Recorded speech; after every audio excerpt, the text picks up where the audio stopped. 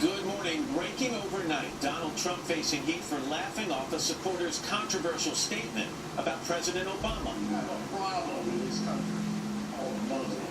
You know, our current president is one. Right. You know he's not even an American. We need this question. This morning, terse words from Hillary Clinton and Trump's camp has issued a statement, but it's no apology. NBC News exclusive, the woman who admits helping two convicted murderers escape from prison opens up about the night it happened.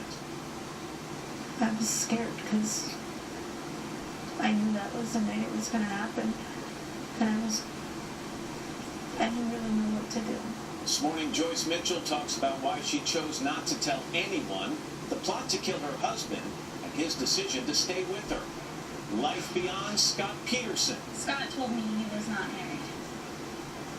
We did have a romantic relationship.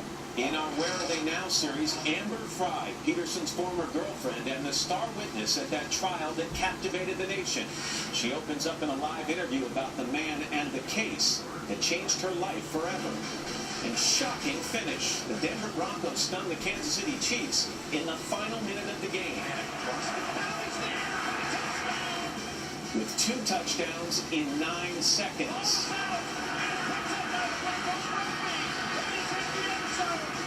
Comeback for the ages, leaving Denver fans feeling a mile high today, Friday, September 18th, 2015. From NBC News, this is Today with Matt Lauer and Savannah Guthrie. Live from Studio 1A in Rockefeller Plaza. They're feeling really good in Denver. I'm not sure how they're feeling at Arrowhead Stadium this morning. Oh, can't be a pleasant time. You know, 9 seconds, 2 touchdowns. Our little intro